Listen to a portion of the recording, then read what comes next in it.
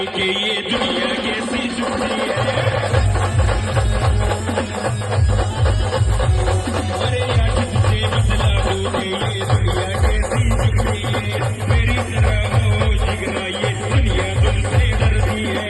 आधी तूफान तुझसे टकरा गए, अरे मेरे आगे कोई टिक ना पाए।